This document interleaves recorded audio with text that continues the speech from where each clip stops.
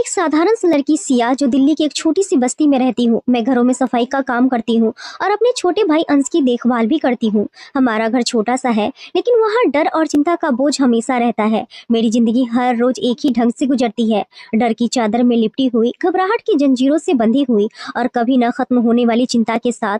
मैं सोचती हूँ कि मेरी सुबह भी उन लड़कियों की तरह हो जो शांत और आराम से रहती है, जो घर की हल्की आवाजों में अपना दिन शुरू करती है। लेकिन मेरी सुबह हमेशा किसी अनजान डर के साए में ही बीतती है।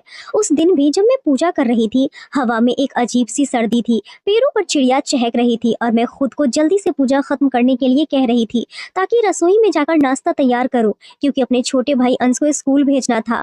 मैं कभी उसे भूखा जाने नहीं देती थी, चाहे खुद भूखी रह जाऊं।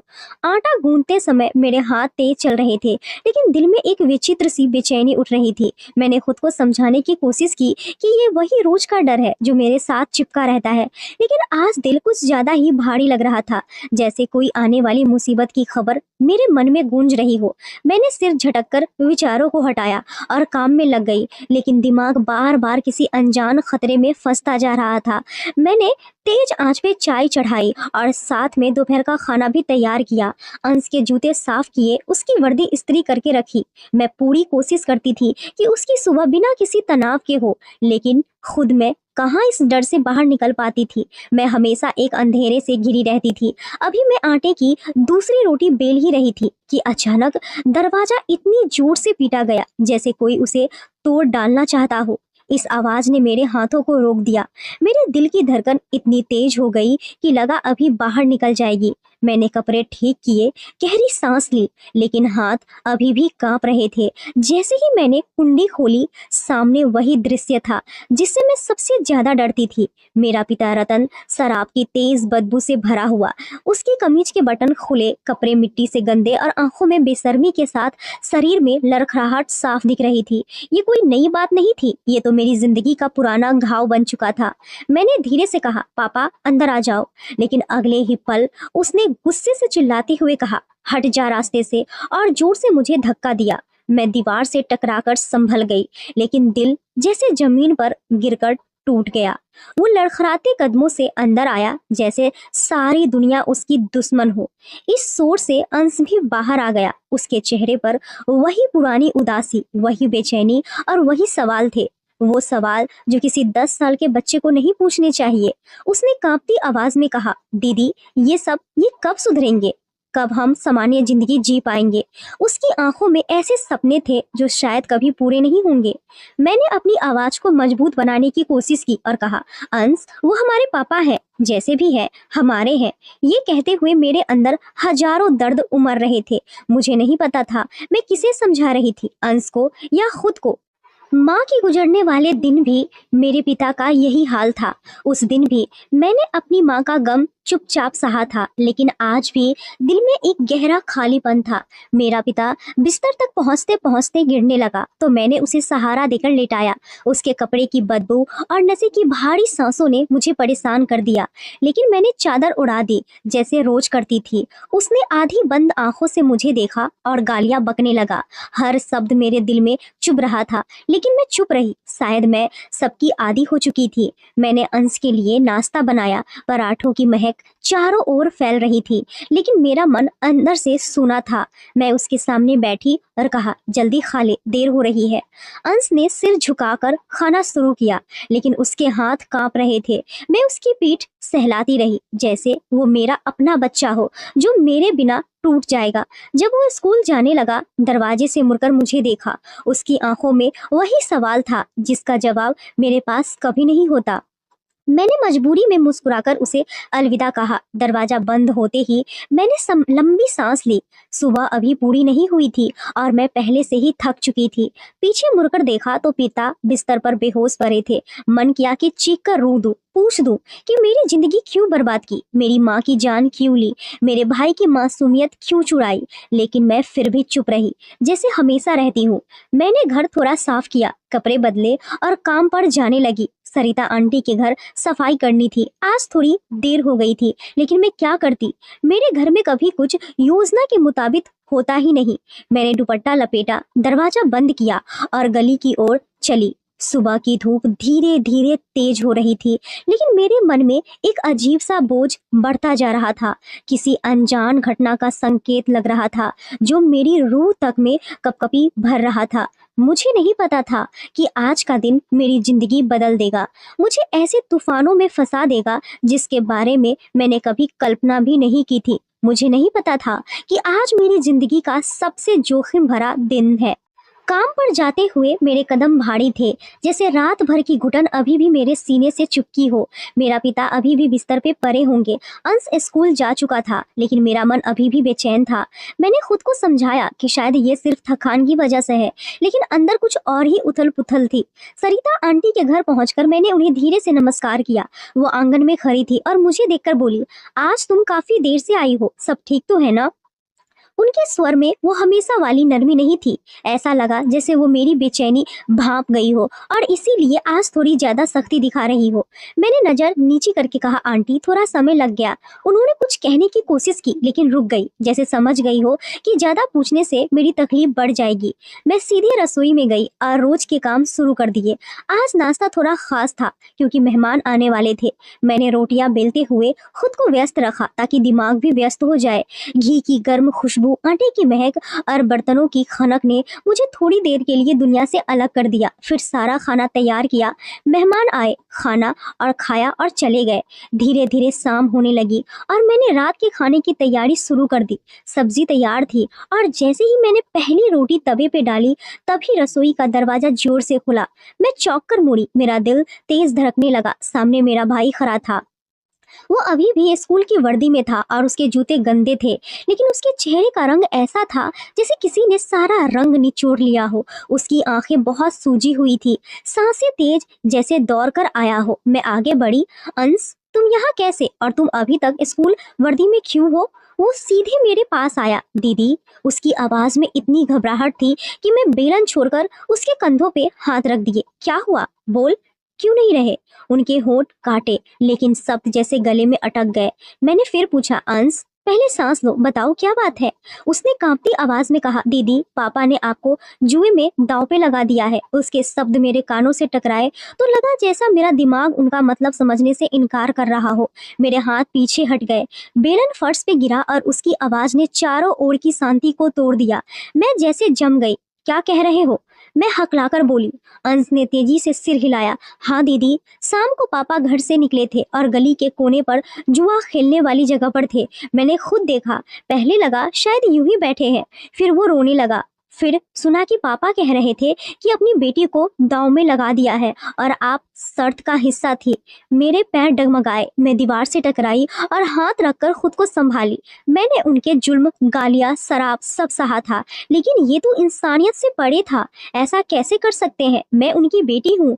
लेकिन फिर खुद ही चुप हो गई। शायद इस सवाल का जवाब मैं पहले से जानती थी। अंश ने मेरा हाथ पकड़ा। दीदी, वो आपको तलाश कर रहे हैं। मैंने खुद को देखा। उसके आदमी मोहल्ले में पूछताछ कर रहे हैं। वो कभी भी आ सकते हैं। दीदी, आप जल्दी भाग जाओ। उसकी आवाज में डर से ज्यादा जल्दबाजी थी। इस बार सिर्फ बहन नहीं, उसका अपना होना भी खतरे में है। मैंने फौरन पीछे के दरवाजे की ओर देखा। सरिता आंटी हॉल में थी। उन्हें बताने का मतलब उन्हें मुसीबत में डालना था। तभी अंश ने मेरा हाथ जोर से खींचा। दीदी, समय बहुत कम है, चलो। मैंने दुपट्टा उठाया, सिर पे डाला और लपेटते हुए दरवाजे की ओर बढ़ी। अंश हर पल पीछे मुड़कर देख रहा था कि कोई नजर ना आए। मैंने घबराकर कहा, अंश तुम घर लौट जाओ। अगर किसी ने तुम्हें देख लिया तो वो तुरंत बोला, नहीं, मैं तब तक नहीं जाऊंगा जब तक आप यहाँ से निकल नहीं जाती। आपको कुछ नहीं होने दूंगा। उसकी बात से मेरा दिल पिघल गया। 10 साल का बच्चा, लेकिन बहन के लिए पहाड़ जैसा खरा था। हम पीछे के दरवाजे तक पहुंचते ही थे कि दूर से पैरों की आवाज आई। अंश ने डर से मेरा हाथ दबाया। दीदी, यही वो लोग हैं।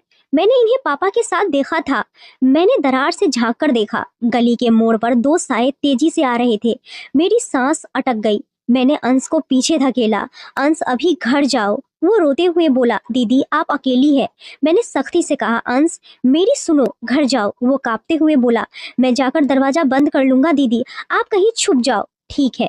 मैंने सिर हिलाया, लेकिन खुद नहीं जानती थी कि अब क्या करूंगी। अंश तेजी से गली की ओर भागा। मैंने आखिरी बार उसे देखा। छोटा सा शरीर लेकिन दिल से शेर था। मैंने खुद को संभाला और पीछे के रास्ते से निकल गई।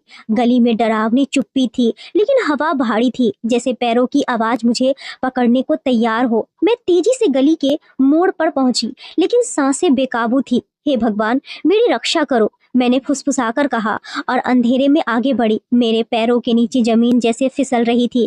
पहली बार लगा कि इस दुनिया में मेरा कोई नहीं, ना पिता, ना माँ, ना घर। आज मैं सच में बेसहारा हो गई थी। मैं अंधेरी गलियों में दौड़ती जा रही थी, नंगे पैर, कांपती सांसें, दिल धड़कनों से भरा। पीछे के दरवाजे से निकलते ही लगा जैसे सारी दुनिया मेरे पीछे लग गई हो। रात की शांति में सिर्फ मेरे पैरों की आवाज थी, जो टूटे पत्थरों और गंदे पानी के साथ गूंज रही थी। हर गली, हर कोना, हर साया मुझे शक में डाल रहा था कि शायद वो लोग यहाँ भी होंगे। अंश के आंसू, उसका डर, उसकी आवाज, दीदी भागो, बार बार दिमाग में घूम रही थी। मैंने पीछे देखने की हिम्मत नहीं की।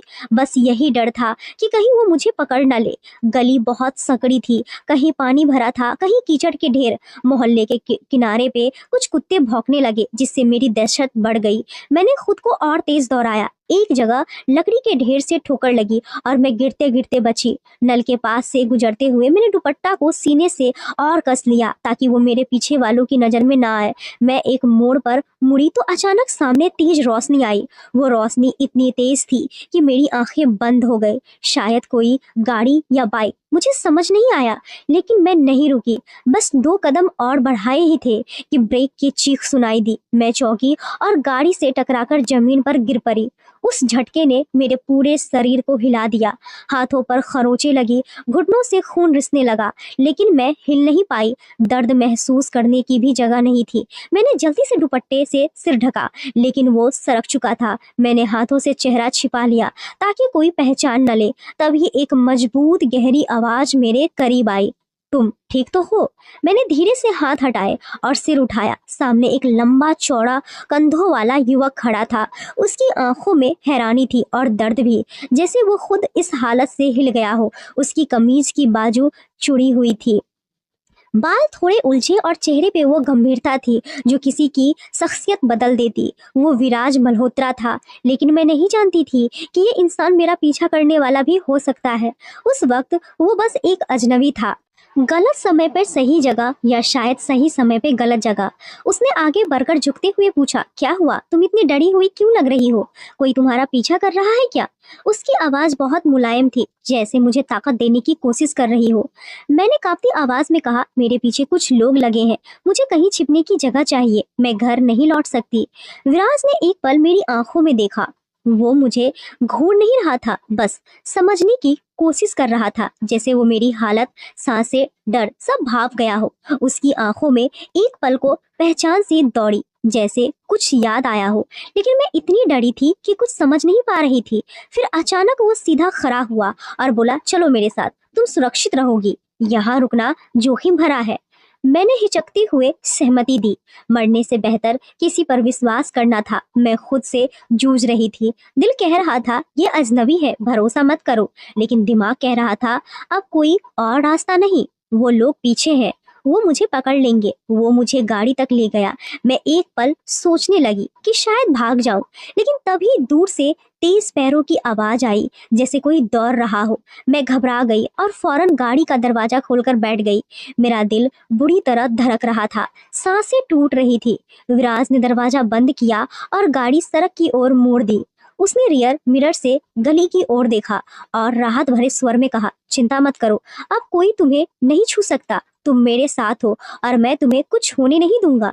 मैंने पहली बार उसका चेहरा ध्यान से देखा।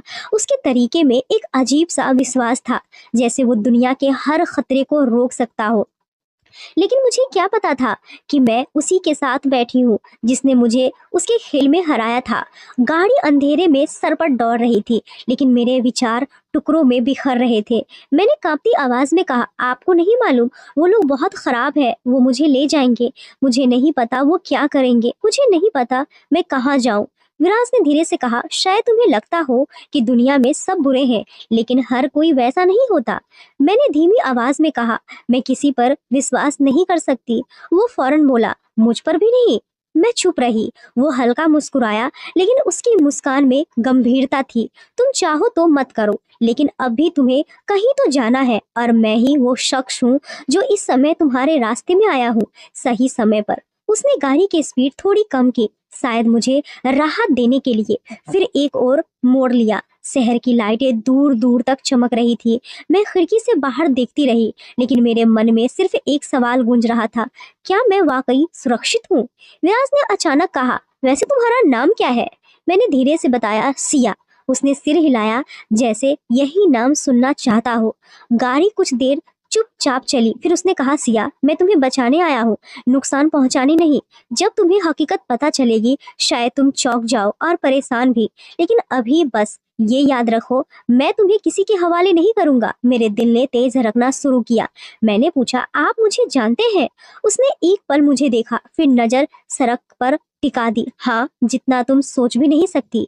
मेरा डर एक नई कपकपी में बदल गई। मैंने धीरे से कहा, आपकी बात का मतलब क्या है? विराज ने कोई जवाब नहीं दिया, सिर्फ गाड़ी की स्पीड बढ़ाई, और मैं उसके बगल में बैठी सोचती रही कि शायद जिंदगी अभी खत्म नहीं हुई है, बल्कि बुरी तरह फंसने वाली है। विराज की गाड़ी जैसे ही मुख्य शहर से हटकर एक शांत पेड़ों से घिरी लंबी ड्राइव पे आई, मुझे लगा कि मैं किसी साधारण जगह नहीं पहुंच रही हूँ। दीवारों पर बड़े लैंप, साफ रोशनी और दूर से दिखता शानदार बंगला, सब मेरे लिए अनजान था, बल्कि डराने वाला था। विराज मुझे अपने लग्जरी बंगले में ले आया। हर चीज मेरे लिए नई थी। काले ग्लास के बड़े दरवाजे, पत्थर की नक्काशी वाला फवारा, और वो शांति थी जिसमें मेरी अपनी दिल की धड़कन गूंज रही थी। गाड़ी दरवाजे के सामने रुकी तो उसने आराम से बाहर निकला और मेरे लिए दरवाजा खोला। उतर जाओ, उसने साधारण गंभीरता में कहा। मैं उसके साथ नीचे उतरी और चारों ओर देखा। यहाँ सब कुछ विशाल, साफ और मेरे भरोसे के लायक नहीं था। मेरे मन में डर था, लेकिन रात भर जागने के बाद शरीर साथ छोड़ रहा था। लगा कि अगर एक कदम और दौड़ी तो बेहोश हो जाऊंगी। जैसे ही वो मुझे अंदर ले गया, गलियारे की लाइट जल गई और हॉल के बीच में एक बुजुर्ग महिला खड़ी थी, सफेद शॉल ओढ़े, बंधा जूड़ा और हाथ में माला। वो इतनी प्रभावशाली लग रही थी कि कदम खुद धीमे हो जाते। उन्होंने हैरान होकर पूछा, विराज की लड़की कौन है? मेरी सांस रुक गई। विराज एक पल रुका, जैसे सोच रहा हो क्या कहे। मैं उड़ती नजर से उन्हें देख रही थी। शायद वो सच कहे, शायद बहाना बनाए, लेकिन अगले पल वो बिना हिचके बोला, दादी, ये मेरी बीबी है। मेरे पैरों तले जमीन खिसक गई। मैंने पीछे देखा, जैसे कोई सहारा ढूंढ रही हूँ। मैं मुंह खोलना चाहती थी, लेकिन आवाज गले में अटक गई। बंगले की शान एक तरफ, लेकिन इस बात ने मेरी दुनिया हिला दी।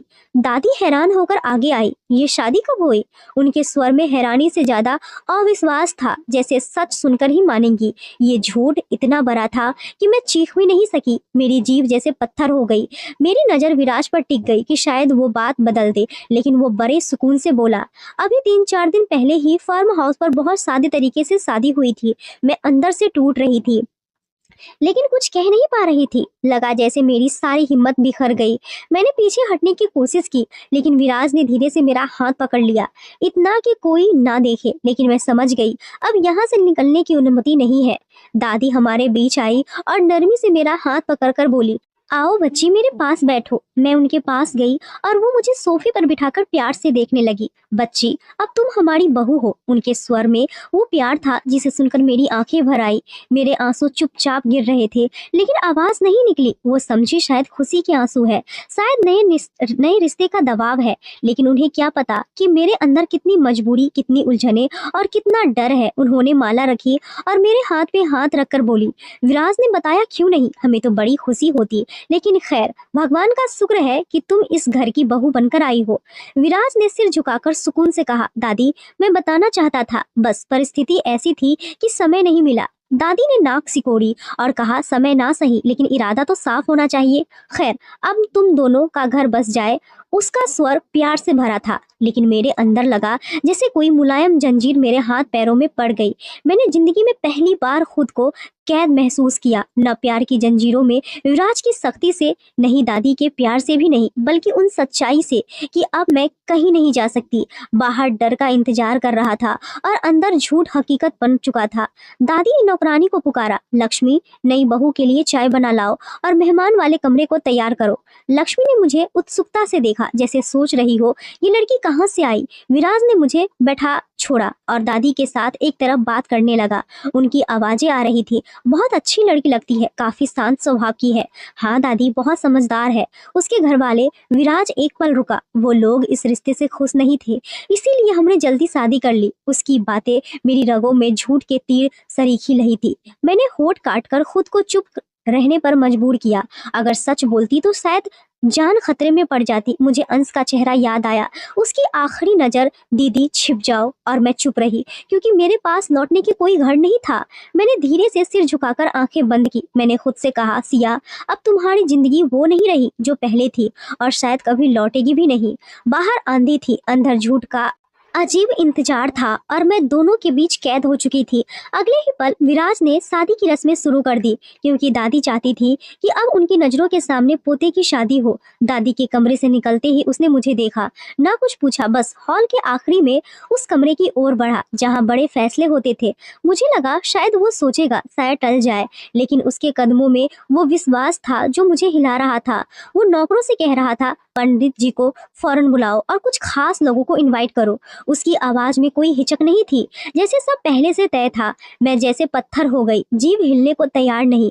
मेरा मन चाहता था चीखूं, रो दूं या भाग जाऊं, लेकिन शरीर ऐसा लगा जैसे रगों में डर भर दिया हो। मैंने चारों ओर देखा। बंगले की ऊंची दीवारें, लंबे पर्दे और शांति सब मुझे जकड़ रहे थे। मेरी सांसें उखड़ रही थी, लेकिन मैं बाहर जाने का रास्ता तलाश कर रही थी। मगर पता था कि बाहर वो लोग घूम रहे हैं जो मुझे पकड़ने को तैयार है। और बस 2-3 घंटे में कुछ लोग बंगले में आ गए। हॉल में टेबल के पास रिश्तेदार बैठे, पंडित जी भी आए। ये सब मेरे खिलाफ तय हो रहा था। विराज ने मेरे सामने एक खास कुर्सी रखी। तुम यहाँ बैठो, वो बोला, जैसे कोई सामान्य बात हो। मेरा दिल चाहता था मना कर दूं, लेकिन दादी की आने की आवाज सुनकर मैं चुपचाप बैठ गई। दादी ने मुस्कुराकर मेरे सिर पे हाथ रखा, बच्ची, डरना मत, अब सब ठीक हो जाएगा, ठीक हो जाएगा। ये शब्द मेरे दिल पर बोझ बनकर गिरे। मैं अपनी जगह बेचैन सी बैठी थी और मन में वो चुप्पी थी जो किसी तक नहीं पहुंच सकती थी। पहली बार किसी ने मेरा नाम ऐसे पुकारा जैसे मैं कोई वस्तु हूँ। इसके बाद दादी मुझे कमरे में ले गई। उन्होंने एक सुंदर लहंगा दिया और 2-3 लड़कियां मुझे सजाने आई। कुछ देर में उन्होंने मुझे दुल्हन जैसा तैयार किया। आईने में खुद को देखा तो विश्वास नहीं हुआ कि मैं इतनी अच्छी लग सकती हूँ। जब बाहर निकली तो चौंक गई। मंडप सज चुका था। पंडित जी मंत्र पढ़ने लगे। जैसे जैसे रस्में आगे बढ़ी, मेरे अंदर बिजली सी दौड़ रही थी। ये मेरे लिए बड़ा फैसला था। मैंने कोने से विराज को देखा। वो बड़े आराम से बैठा था, जैसे सब पहले से पता हो। मेरी दुनिया थम गई, सांसें रुक गई। लगा चारों तरफ अंधेरा है, सिर्फ मंत्र और दिल की धड़कन सुनाई दे रही थी। मैंने मुंह खोलना चाहा, लेकिन वो जैसे जम गए। जब मांग भरने की बारी आई तो मेरा चेहरा विराज की ओर मुड़ना मुश्किल था, लेकिन दादी ने सिर पे हाथ रखा और प्यार से कहा, बच्ची, उसकी ओर देखो। मैंने आंसुओं से डूबकर विराज को मांग में सिंदूर भरने दिया और जैसे रस्म पूरी हुई, लगा जैसे किसी ने मेरी रूह को चीर दिया हो। दिल जैसे मर गया। फिर उसने मंगलसूत्र पहनाया। हर रस्म के साथ दिल भारी होता गया। फेरों में मेरी नजरें नीची थी। आंखों के सामने सिर्फ भाई का चेहरा घूम रहा था। दादी, दिल चुभ रहा था। अब मैं कहाँ छिप सकती थी। बहुत कुछ बदल गया था, लेकिन मेरा दिल वही था। मैं अभी भी वही सिया थी जो गली में दौड़ रही थी, डर से कांप रही थी, हर कदम पर खुद को खो रही थी। लेकिन दुनिया यही नहीं समझने वाली थी, मैं किसी की पत्नी हूँ। फिर मैंने विराज की ओर देखा। उसके चेहरे पे वो भाव था जैसे ये पल जीतने के लिए ही जन्मा हो। न ठहराव, न कोई दुख, जैसे शादी नहीं, कोई लड़ाई जीत ली हो। शादी हो गई। दादी ने गले लगाकर आशीष दिया, भगवान तुम्हारी जोड़ी बनाए रखे, हमेशा खुश रहो बच्ची। उनकी बाहों में माँ की महक तो नहीं मिली, लेकिन वो प्यार मिला जिसका मैं हकदार नहीं समझ रही थी। मैं खुद से पूछ रही थी कि ये आशीष मेरे लिए अच्छा है या मैं कैद में हूँ। मैं रो नहीं सकती थी, चीख नहीं सकती थी, बस चुप थी। चुप्पी कभी सबसे बड़ा अपराध बन जाती, लेकिन उस समय यही एक विकल्प था। मैंने चेहरा नीचे किया, अपनी चुनरी कस ली और दिल में आंसू बहने लगे, क्योंकि अब मैं भाग नहीं सकती थी। मैं विराज की पत्नी बन चुकी थी। ये शब्द इतने सख्त थे कि मेरा पूरा अस्तित्व अस्तित्व डगमगा गया। मैंने धीरे से खुद से कहा, किस्मत का खेल बदल गया और तुम इस खेल का एक प्यारा बन गई हो। मेरी नजर अचानक दरवाजे पे गई। यही वो दरवाजा था जहां से मैं कुछ देर पहले आई थी, बुरी तरह डरी भागती हुई, और अब यही दरवाजा मेरे लिए हमेशा बंद था। कमरे में घुसते ही मैं विराज पे भड़क पड़ी। शादी के फौरन बाद दादी ऊपर के कमरे में चली गई और हॉल के रिश्तेदार भी विदा हो गए, तो अब विराज मुझे पहली मंजिल के बड़े कमरे में ले जाने लगा। दरवाजा बंद होते ही मैं उसके सामने खड़ी हो गई और सारा दबाव बाहर निकाल दिया। मैं चीखी, आपने ऐसा क्यों किया? आप तो सिर्फ मदद करने के लिए कह रहे थे ना। मेरी आवाज कम थी लेकिन मैं खुद को रोक नहीं पाई। मैंने सोचा था वो कम से कम शर्मिंदा होगा, शायद अफसोस जताएगा, लेकिन वो मुस्कुरा दिया जैसे मेरा गुस्सा उसके लिए मजाक हो। उसके सामने खड़े होकर मुझे पहली बार लगा कि ये आदमी अपने फैसलों पर इतना भरोसा करता है कि लापरवाही की हद है। वो गहरी सांस लेकर कमरे में घूमते हुए बोला, मैंने तुम्हें देखा और बस अपना दिल दे बैठा। सिया, ये बात मुझे और गुस्सा दिलाने लगी। मैंने रोते हुए कहा, ये प्यार नहीं था, ये एक मौका था। आपने मेरी मजबूरी का फायदा उठाया है। आपने सिर्फ आसान रास्ता चुना है। मैं उसके सामने खड़ी थी लेकिन अंदर से बिखर रही थी। मैं चाहती थी वो एक पल शर्मिंदा हो, लेकिन उसके चेहरे पर वो विश्वास था। वो धीरे धीरे मेरे पास आया और धीमी आवाज में बोला, हो सकता है, लेकिन अब तुम मेरी बीवी हो। उसकी नजर में वो मुलायमती थी जो किसी को भी कमजोर कर दे, लेकिन पीछे छुपा अधिकार इतना सख्त था कि मैं पीछे हट गई। उसका एक कदम आगे बढ़ाना मेरे लिए खतरे का संकेत था। मैंने खुद को दीवार से सटा लिया जैसे अब कोई जगह नहीं बची। कमरा बड़ा था लेकिन उसकी मौजूदगी ने इसे छोटा कर दिया। उसका स्वर नरम था लेकिन अधिकार छुपा था। सिया, वो धीरे से बोला, मैं जानता हूँ तुम मुझ पर शक करती हो, लेकिन एक बात समझ लो, मैंने जो किया तुम्हें अपने साथ रखने के लिए किया। मैं तड़प कर कहा, और मेरी मर्जी, मेरा हक। वो एक पल रुका, फिर और करीब आकर बोला, अगर मैं तुम्हें छोड़ देता तो तुम उन लोगों के हाथ लग जाती जिनसे भाग रही हो। मैं फायदा न उठाता तो कोई और उठा लेता। फर्क बस इतना है कि मेरा इरादा बुरा नहीं था। मेरी धड़कनें बेकाबू हो रही थी। उसकी निकटता मुझे चक्कर दे रही थी। लगा कमरे की हवा कम हो गई है। मैं पीछे जाने की कोशिश की लेकिन दीवार ने रोक दिया। विराज धीरे धीरे झुककर मेरे चेहरे के पास आ गया। डरने की जरूरत नहीं है, वो इतना धीरे बोला कि उसकी सांसें मेरे चेहरे को छू रही थी। मेरा हाथ दीवार तक पहुंचा। मैंने नजर फेर ली लेकिन उसकी आंखों की तीव्रता से बचना कठिन था। मैं तुम्हें कभी दुख नहीं दूंगा, उसने धीरे से कहा। मैंने भी उतनी धीमी आवाज में कहा, इस समय भी आप दुखी ही दे रहे हैं। वो एक पल ठहरा, जैसे मेरी बात को उसे सोचने पे मजबूर किया हो, लेकिन अगले पल वो और करीब आ गया। तुमने खुद को कमजोर समझ लिया है, लेकिन तुम इतनी कमजोर नहीं। अगर होती तो उन गलियों से जिंदा ना निकलती। मैं तुम्हें बचाने आया था सिया, और आगे भी यही करूंगा। उसकी गर्म सांसें मेरे गाल को छू रही थी। मैं घबरा गई। उसके शब्द, अधिकार, गिरफ्त, सब मुझे ऐसे जाल में ले जा रहे थे जहां से निकलना असंभव था। मेरे अंदर संघर्ष था, डर, गुस्सा, कमजोरी, मजबूरी। एक पल लगा चीख दूं, लेकिन अगले पल आवाज दब गई। मैं उसे धक्का देना चाहती थी लेकिन हाथ नहीं उठा सकी। विराज ने मेरी घबराहट देखकर हाथ पीछे कर लिया, लेकिन उसकी आंखों में वो विश्वास था। वो बोला, तुम चाहो तो मुझे नफरत कर लो, लेकिन हकीकत ये है कि अब मैं तुम्हारी जिंदगी का हिस्सा हूँ। तुम्हें जितना समय लगे मैं तुम्हें दुख नहीं दूंगा और न किसी को तुम्हें छूने दूंगा। आखिर मैं चुप हो गई, जैसे हार मान ली। लगा मैं लड़ाई नहीं हार रही, बल्कि लड़ने की ताकत खत्म हो गई है। मेरे अंदर खालीपन आ गया जिसमें कोई आवाज नहीं थी। मैं धीरे धीरे नीचे बैठ गई और दुपट्टा गोद में समेट ली। विराज कुछ देर मुझे देखता रहा, फिर बोला, तुम आराम करो, आज का दिन तुम पर बहुत भारी था, कल बात करेंगे। वो दरवाजे की ओर बढ़ा, एक पल रुककर मुड़ा और बोला, मानो या ना मानो, ये घर तुम्हारा भी है। दरवाजा बंद हुआ तो कमरे की चुप्पी मुझ पर पहाड़ से गिरी। वो रात मेरे दिल का सबसे भारी बोझ बनी। एक ऐसा पल जिसने मुझे सिखाया कि ये शादी, ये रिश्ता मेरी जिंदगी की सबसे बड़ी परीक्षा है। अगली सुबह मैं विराज के बगल में बैठी रो रही थी। रात भर नींद नहीं आई। ढेर सारे विचार मन को खींचते रहे। दिल पर बोझ बढ़ता गया। डर और बेचैनी की गिरफ्त मुझे चैन नहीं लेने दे रही थी। विराज रात को मेरे करीब आकर रुक गया था, लेकिन मेरी अंदर की लड़ाई कम नहीं हुई। सुबह की हल्की रोशनी कमरे में फैली तो मेरा सब्र टूट गया। मैं चुपचाप आंसू बहाती रही, लेकिन शायद मेरी सिसकियों ने विराज की नींद तोड़ी। वो मेरे रोने से चौंक कर उठ बैठा। उसका चेहरा रात की थकान के लिए था, लेकिन फौरन झुककर मेरी ओर आया। सिया, तुम क्यों रो रही हो? मैंने क्या किया? उसके स्वर में अजीब सा प्यार था। शायद पहली बार उसे मेरे रोने से फर्क पड़ा हो। वो मुझे पहले सख्त शब्दों में आदेश देता था, लेकिन आज वो बुरी तरह हैरान था। मैंने आंसू पोंछकर कहा, मेरा भाई अंश, वो अकेला है। मैं जितनी भी मजबूत बनने की कोशिश करती हूँ, लेकिन ये कहते ही आवाज टूट गई। अंश का चेहरा आंखों के सामने घूम गया। उसका छोटा चेहरा, थके जूते, सपनों से भरी आंखें। मैं उसे ऐसे छोड़ आई। वो डर गया होगा, रो रहा होगा। मैं उसे अकेला छोड़ आई हूँ। विराट चुप हो गया, शायद पहली बार मेरे दर्द से टकराया। वो कुछ कहना चाहता था, लेकिन शब्द नहीं मिले। उसकी आंखों में वो तीव्रता थी, लेकिन पीछे सवाल थे, परेशानी थी और शायद एक भावना भी। वो मेरे बारे में जो सोचता था, शायद पहली बार उसमें दरार आई। सिया, वो धीरे से बोला, लेकिन मैंने उसकी ओर नहीं देखा। मेरी आवाज फट चुकी थी। मैंने चेहरा हाथों में छिपा लिया।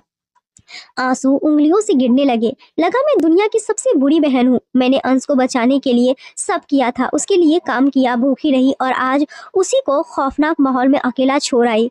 विराज ने हैरानी से मुझे देखा। शायद पहली बार लगा कि मैं इंसान हूँ, कोई सौदा नहीं। ये एहसास उसके चेहरे पे साफ था। उसकी आंखों की तीव्रता कुछ देर के लिए नरमी में बदली। शायद उसने मुझे कभी ऐसे रोते नहीं देखा। वो मुझे हमेशा एक केस, एक फैसला, एक जरूरत की तरह देखता रहा, लेकिन आज एक टूटी लड़की की तरह। वो मेरे पास बैठा और बोला, मैं अंश को यहाँ ले आऊंगा। मेरे हाथ रुक गए। मैंने धीरे से चेहरा ऊपर किया। वो इतना करीब था कि उसकी सांसों की गर्मी महसूस हो रही थी, लेकिन आज उन सांसों में तीव्रता नहीं थी, सिर्फ नरमी। मैंने कांपती आवाज में पूछा, सच? मेरी आवाज में बच्चे जैसा भरोसा था, जैसे मैं ऐसे वादे की उम्मीद में थी जिस पर जिंदगी टिकी हो। हाँ सिया, विराज ने कहा, मैं वादा करता हूँ, मैं तुम्हें उदास नहीं देख सकता। उसकी आवाज में पहली बार कोई रुकावट नहीं थी, ना खेल, ना जीत, ना आदेश, सिर्फ एक गहरा सच्चा वादा। उसने हाथ बढ़ाया, लेकिन छुआ नहीं, बस इतना करीब रखा। लगा वो गंभीर है। पहली बार उसके स्वर में नरमी, सच्चाई लगी, जैसे वो पहली बार समझ रहा हो कि मैं क्यों चुप थी, क्यों टूट रही थी। मेरी आंखों के नीचे हल्की सूजन थी, लेकिन दिल के अंधेरे में पहली बार रोशनी आई। उस रोशनी ने मेरे अंदर उम्मीद का छोटा दरवाजा खोला। मेरी आंखों में उम्मीद की चमक आई। मैंने धीरे से सिर हिलाया, जैसे आंसुओं में भरोसा हो कि मैं विराज के इस वादे पर विश्वास करना चाहती हूँ, भले आधा ही क्यों ना हो। अंश की फिक्र अभी भी थी, बहुत थी, लेकिन अब कम से कम हो गई थी। जो उसे ले आएगा, कोई ऐसा जो जान लेने वाला नहीं, बल्कि जिंदगी में खींचने के बाद भी जिम्मेदारी उठा रहा था।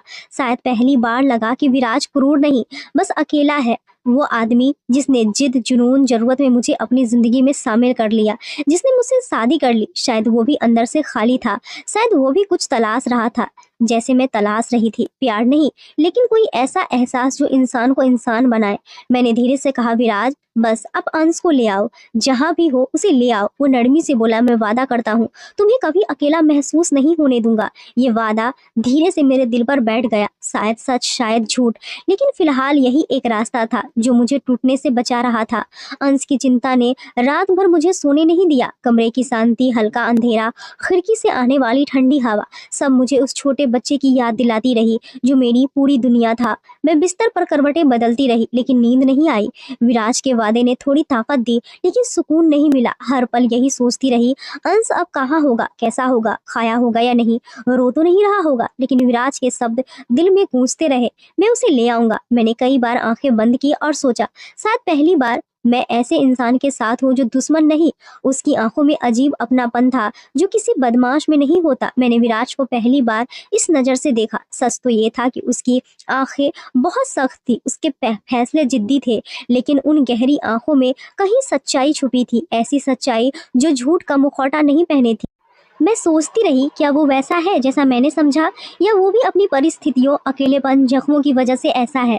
मुझे लगने लगा शायद वो मुझे नुकसान पहुंचाने वाला नहीं। ये विचार पहले अजीब लगा, लेकिन जैसे समय गुजरा मैंने दिल को समझाया कि कहीं विराज के अंदर भी इंसानियत है। शायद वो कभी किसी से नरमी से नहीं बोला, शायद किसी ने उसे मौका ही नहीं दिया कि वो नरम हो, शायद उसके पास भी कोई नहीं जिससे वो अपना बोझ बांट सके। इसी समय वो मेरे कमरे में आया। उसके कदम मुलायम थे, जैसे पहली बार किसी भावना का ख्याल रख रहा हो।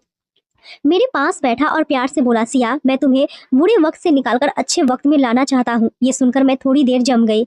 यही वो बात थी जिसका मैं पूरी जिंदगी इंतजार कर रही थी। कोई ऐसा जो कहे कि मैं बोझ नहीं, कमजोर नहीं, जरूरत नहीं, बल्कि बेहतर जिंदगी का हकदार हूँ। मेरा दिल कमजोर हो रहा था और मैं चाहकर भी नकार नहीं पा रही थी। मुझे याद आया कैसे मैं बचपन से आज तक सब अकेले सही, माँ का जाना, पिता का पागलपन, गरीबी, भूख, लोगों के ताने, मैं इनसे लड़ती रही और आज शायद इसीलिए मेरे दिल की दीवारें धीरे नरम पड़ रही थी। उसने मेरा हाथ पकड़ा तो वो एहसास सुरक्षित लगा, जैसे वो हाथ नहीं एक आश्रय हो, जैसे सालों बाद किसी ने मेरा हाथ संभालने के लिए पकड़ा हो, ना कि गिराने के लिए। मैंने अचानक हाथ नहीं खींचा और शायद यही वो पल था जब दिल ने मान लिया कि वो अजनबी है लेकिन दुश्मन नहीं।